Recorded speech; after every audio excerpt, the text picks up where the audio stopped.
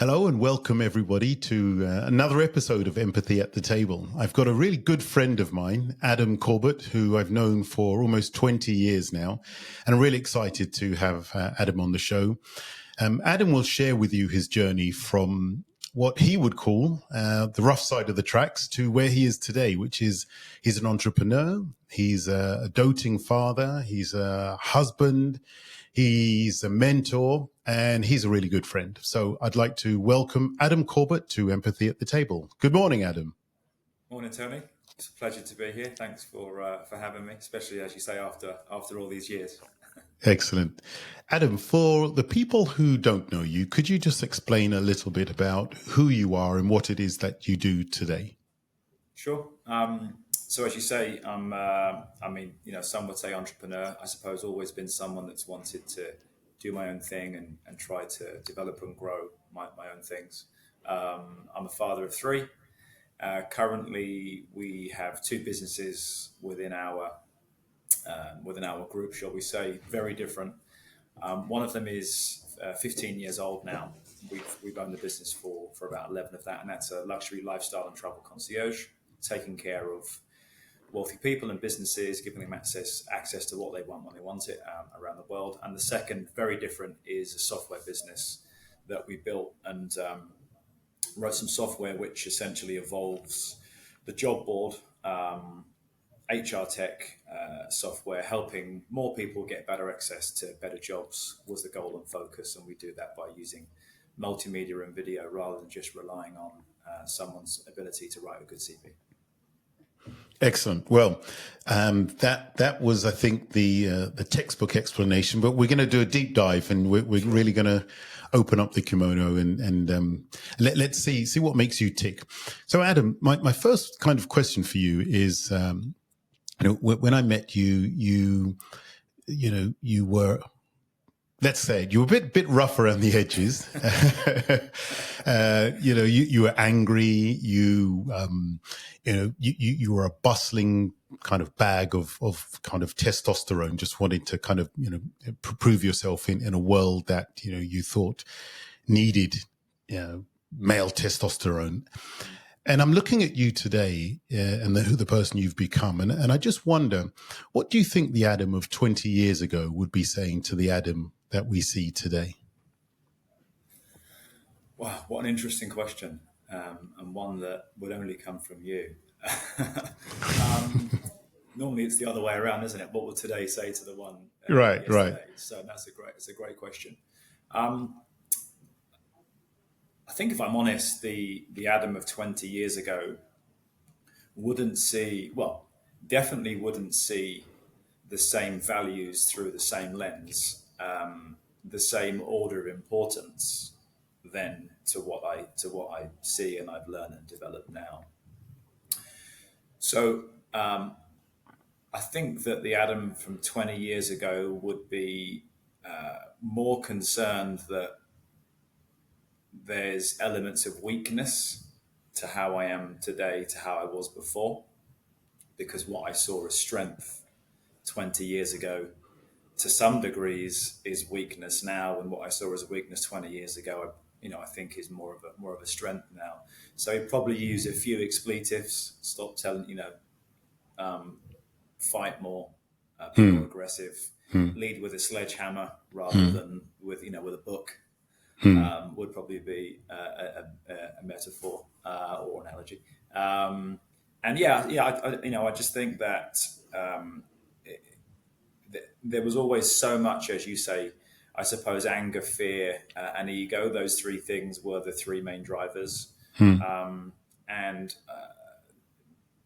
probably none of them are particularly helpful, in life, whether it's in personal life or in business life. So, I think he would be concerned that someone like myself, as I am now, would be seen as a little more weak than strong. Yeah, I mean, the whole drive of these conversations is around showing empathy, emotional intelligence in the way we show up, in the way we negotiate, the way we deal with conflict. And I'm on a real mission to show that you don't have to be weak to be, empathetic. And you are the picture person for not being weak, right? And here you are on a business podcast talking about, empathy. When you said that when you were younger, the things that you saw as strengths, now you would see them as weaknesses, and the things you saw as weaknesses, now you see them as strengths. Can you give us a couple of examples of what you saw as real strength then that now you see as a weakness? So I think as I said, leading with the sledgehammer. So leading with the sledgehammer for me was the only way. The only way of being strong or winning was being strong or winning, and that normally meant fighting, whether that was physically or whether that was verbally. It was aggression. Aggression was, I'm going to show you that I'm in control, and whether that could be done with intelligence, arrogance, words or what have you. That was the only way that I was able to try to dominate control or regain control. And that's probably the most important thing that I've tried to work on. And it's probably the most recent thing that I've been able to develop and then implement into my personal life and my business life, which without it, I wouldn't have been able to get through. Because in the real world, I mean, look, when you're 20, 21, 22, you can sometimes take a slide, whether it's your employer, whether it's your partner, whether it's, out in the street, if you lead with the sledgehammer. When you're 40 plus, it's just not acceptable. They're not going to stand for that. So you either develop and grow, otherwise, you're done. So that for me is I think was the main thing that I focused on as strength. I'm alpha. I'm going to show you I'm alpha in whatever way I will, and I'm willing to go to any of those ways, and I will win.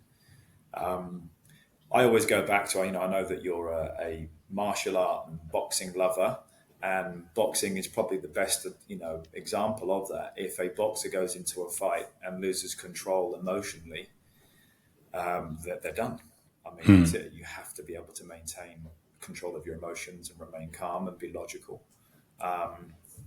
So that for me was what I felt was my biggest strength at the time. It's massively inhibited my development, my progression. I've probably got through some of those things through a bit of raw talent and persistence and resilience, but massively held back by a giant parachute of just my inability to maintain any emotional control at home or at work. It's cost me relationships. It's cost me friendships. So that was definitely something, or that is the thing which I felt was strength, but it isn't strength. Yeah. It sounds like you used that raw aggression to kind of plow on and just build, but then on the other side, that same aggression that you used was what actually broke everything down again. So it was like Sisyphus. You were pushing the rock up the mountain, but then the same energy that you used to push the rock up the mountain gained momentum on the way down. Correct. I mean, look, I would be the one that would have that ability and that raw desire to go and build a wall on my own. I would then be frustrated by something, smash my own wall down again, and then I'm just pig-headed, so I'm going to build the wall again. Rather than, build one wall that gradually gets bigger and bigger. You're just building the same wall from 0 to 10 and never gets past 10. So that was my limit. That's why I never, I've always underachieved, is the reality of it, for sure. Always underachieved. Thankfully, my underachievement's been okay. But it's still frustrating that it was, massive underachievement. However, I think I spent a lot of the time between then and now frustrated about being frustrated. So you just on this hamster wheel of frustration, and you have to accept that, okay, but that's just part of my journey. And this was my journey. So I can't change that part of the journey, but I can change the next part of the journey. So that, that was important. I love these reflections, Adam. I want to relate this back to, I saw a video of you giving a talk, about recruitment. That's one of your businesses. You're in the job kind of recruitment market. And something you said that was very interesting. You said when you were looking for a job, you had two criteria. How much do I earn? Do I get a company car? If it's a big number and you get a company car, perfect, I'm in. And you said, I don't care what the product was, I'm just, as long as it ticked those boxes. And you say that in your experience now, that the people you're working with, the people entering the job market are completely different. So the question here is, what do you think is driving that? What do you think is making those kind of changes that where people are now starting to look, as you said in the video, looking at, do the values of the company I'm working for align with who I am? In fact, one thing you said is that some of these people would rather be unemployed than work for a company that was misaligned with their values. So I think it's a combination of, I mean, it would have been relatively rare, I think, certainly 10 years ago, maybe 5 years ago, but definitely longer than that, for this conversation, for me and many others that you've had that openly reflect and share on, you know what, I got it wrong, I was wrong. And this is how I was wrong, and this is what I try to do now to improve. So that, I think, in itself helps people either start to open up and reflect and be open and share about their journeys and things that they felt were important to them now that maybe didn't give them the currency that they'd hoped, and here's where they've then found that currency a little later in life. So that self-reflection and that sharing, I think, has created a world where people are more open to acknowledge their own minds and thinking, and even those that maybe didn't, they start to question and challenge and sort of dig into it. So I think that's definitely developed. I feel that COVID had a significant part of that, because it gave people lots of time to go and do that. It gave people time to reflect. They spent more time at home with their families, and therefore they probably thought, do I really want to go back into that job, into that environment, work for that boss, work with that individual, sell that product? Do I believe in the service? All of those things, it definitely would have had that time to do that. And also, many people survived without working. Now, part of that was slightly false because the government in many countries, certainly in the UK, helped provide some stability and some income to businesses and individuals. So it wasn't totally real life. But I think it definitely gave those people, certainly some of the younger generation, the viewpoint that if you're not working, you don't, life doesn't stop. You can survive. And so it's almost like, okay, fine. So maybe I'm just going to stay doing nothing, searching, working on myself, developing, learning, whatever else it is, until I find the right thing. I don't just have to go, right, my uni finishes today, I have to start my job tomorrow, otherwise life doesn't work. So I think those two things came together. And what we see now is, it's not that money isn't important or title isn't important, because they are to some, but it's more than that. And I think and it's similar to my journey, purpose is the most important anchor to all of this. So unless you're getting purpose from what you're doing, hopefully within your job, but if not outside of that, and kind of wrapped around it, then people just don't seem to, feel like that they're willing just to go and work somewhere for a paycheck as much anymore. So I think it's a combination of society and our journey as individuals, and we're open and we share, and then COVID has led people to that point now. So when they look at employment, it's more than just, what am I going to get paid, and what does my business card say, or do I get a company car? It's, okay, I'd like to understand, what's the journey of the business, what's the values of the business, tell me a bit about your culture, why are you doing this, and what are you trying to help? That's some of the questions that applicants and candidates will want to know and will want to get and feel for them to really commit themselves today. Whereas I just don't think that happened ever really, 10, 15, 20 years ago. I'm going to change tact a little bit in this conversation. So, we're going to go all over the place with this conversation because, I have my questions, as you know, and then things just spark up in my mind. Yeah. Hey, Adam, so I remember 20 years ago, you and I boxed with each other. And I remember, we had a crowd of people around us and I had gloves on and you didn't, I remember. And we were kind of going for it. And at one point I saw this look in your eye, I knew I'd given you a couple of solid digs, but I saw this look in your eye where you just literally went cold. And I thought to myself, this guy is either going to kill me or I'm going to have to stop. One of the two, because this guy's not going to stop. And you had this real kind of cyborg look in your eye. And I remember that. And I was the one who said, okay, Adam, let's stop. And I wonder, is that Adam still there? I mean, that cyborg Adam, or has that person disappeared, or has it morphed into something else? I think the honest answer is still there. It is still there. I suppose I would say, unfortunately, still there, because it isn't the Adam that, again, nothing good comes of that Adam. If we were in the prehistoric lands, he'd probably be quite helpful. Yeah. Because the saber tooth turns up and okay, let's go. Yeah. Kind of thing. But in everything that I do in my life today, at home and at business, that's kind of how I see my life. I don't think that Adam adds any real value anywhere. So, and that's, we talk about emotions, emotional control and empathy and that kind of stuff.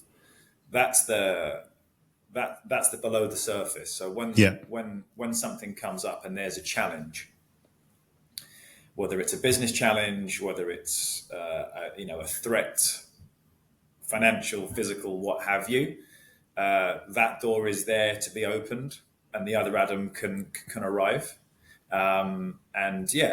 Nothing good comes of that one. So, I've definitely worked on that Adam just not ever being needed at the table. I mean, outside of, look, if somebody bursts into our house at night and wants to kind of, try and do something to the family, well, then he's there. Great. but outside of that, I don't see there's any value to that. So he's there still, unfortunately. He just doesn't come out that often. So, I've done a lot of work on myself, as you know, and like you, I was a really angry child as well growing up, and I had a lot of adversities to deal with. And one of the things that I found is that whatever you want to call it, the dark side, the animal inside, whatever, is always there. And I think part of emotional intelligence is realizing that and knowing how to channel the beast effectively, right? And this is what I talk about with empathy. Empathy doesn't mean being supplicative and just being soft. It just means, using the same energy that you would if you were going to battle, but using it to battle against maybe the situation as opposed to the other person, right? So with as much aggression as you would like, but focus it somewhere else. And I think that's the pivotal part.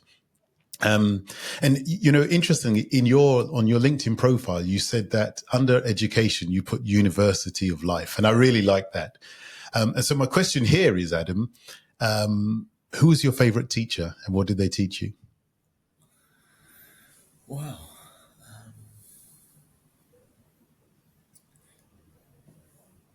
So there's three teachers that come to mind. So I know it's not one, but it's three. A teacher called Mr. Tilt, who was my PE teacher at secondary school, and that's because I love sport. And so I was the kind of kid that lots of teachers really liked me, and lots of teachers really didn't like me because I suppose I was different in different lessons and different environments. If I enjoyed it and I felt, I don't know, comfortable and I was interested, then I was the strongest rower in the boat within that class and everything about it. And I think if it was a lesson that I didn't like or a teacher that I didn't like, it normally because I was quite a big character. So some of the teachers would try to deal with that by, I felt like anyway, trying to slow me down or make me feel a little bit like stupid or something like that. And then I'm the guy that's rowing hard the other way. So Mr. Tilt was definitely fantastic. There was a teacher at my second college before I was asked to politely leave that college, who it wasn't that I remember him being a really important teacher or a great teacher. He was a super nice guy, but he was the one that said, look, university's not for you. Academically, you'll be totally fine. It's just not for you. You need to be in sales. My friend is the manager and estate agent in Staines, and I'm going to get you an interview. If you get the job, just go and do it. Trust me. And I did. So I really thank him for that. The one that is, I think, probably the most important teacher to me was a teacher called Mr. Poole, who was the deputy head at my secondary school. And he was just such a nice man. He was so patient. He had time for everybody. Although I'm not religious at all, he was a devout Christian. He just always, even if I'd done something pretty bad, he had the ability of explaining why it's bad, but didn't make me feel like, a nuisance or what have you. Just tried to build me up and help me grow and develop. He would spend every single summer, he would fill a van with all the collections from charity and that kind of stuff, and drive with his kids to Romania and spend the entire summer with orphans in Romania. And his own son at 14, we were 12 or 13 at school, went to bed one night, didn't wake up. And it was heartbreaking. But he never skipped a beat. He was back in school. He was there for everyone at school. He still went to Romania with his kids. So yeah, he was just such a nice man, and he had so much time for me, and he really, really helped keep me kind of on track as much as possible. So he was the most important teacher. I mean, these conversations, the reason I love these conversations so much is, what we see when we see Adam, the entrepreneur, the dad, the Beckham, kind of all the frills around that. What we see is the tip of the iceberg. But when we have these deep conversations, you kind of see the matrix that makes up, who Adam is. And one of the things that you and I have talked about a lot is the role that fear plays in driving an entrepreneur, driving a leader, driving in how we communicate with each other. Can you share a little bit about your experience of what fear can actually do in a journey for an entrepreneur or leader? Yeah, it's really interesting to me, this. It's really interesting to me at the moment. I've been doing probably the last 6 months, a huge amount of reading and watching and listening in and around it, because it's only very recently that I suppose that I've acknowledged or accepted or, joined the dots that fear is the thing. Fear is the thing that's been, to some degree, the engine in me, but it's also been the biggest and most important negative in me in everything that I do. And fear is something which I feel is a huge part of many, if not most, entrepreneurs. In terms of their journeys. And I think fear typically, in my view, seems to create more negative than positive in terms of actions. And I just think it's your ability to start to acknowledge that and control those and understand those actions to be able to then consciously change the reaction almost to it. So so to me, fear has been something that is the driver of everything. But it's just been that with me, fear tends to cause a single reaction in me, which is the Adam that you're talking about. So learning to acknowledge that, develop it, train it almost. I've trained it, putting myself in situations that I'm not comfortable in, because my reaction is, it's that fight or flight, and my reaction is, I'm going, and I'm not going just because I'm running away because I'm scared. Although I am scared, I'm willing to run away and run through anyone and any wall in the way. So you need to get out of my way immediately. So I think there is a lot of that fear that drives, I think, entrepreneurs. So how would somebody who was negotiating with Adam, right, or somebody who's had experience, how would they describe Adam and his negotiation style? Depends when you ask them. If you ask someone 5 years ago rather than yesterday. So I think they would always use the word passionate. And again, passionate could be a polite way of saying aggressive. Passionate could also be a polite way of saying, passionate, and I appreciate, the passion. So I think passionate is in there. I think that they would say that sometimes, even if they don't agree, I can convince them that they now do agree with me. So I've tried to refine that. I've tried to hold back. I think more recently, let's say the last few years, they would say that I would listen more. So that's such an important part. I mean, it's something that you trained me on. We've worked together on that, and something that I talk to my team about. Ask good questions, listen to the answers. There was a guy who was such a nice guy who worked with me recently, and I just said, you've got one show, and it's a great show, but you put your show on and you just press play every time, and it might be the wrong show for these people. So before you play the show, let's ask some questions first. Maybe you can then adapt your show a little bit. So, sorry, getting back to your question. Passionate, for sure. But I would like to think that they would say that I do I have the ability to focus on, speak about, and share those things that are important to them. Yeah, I think that's really key. The art of negotiation is that, right? Is working together to create something where both parties feel that they have a stake in the outcome, right? And that's, I think it's a skill that can be learnt, but far too often, this is why I was asking, because when the other Adam comes in, and we all have that other inside us, right? They don't really care about the other person. They just care about their agenda.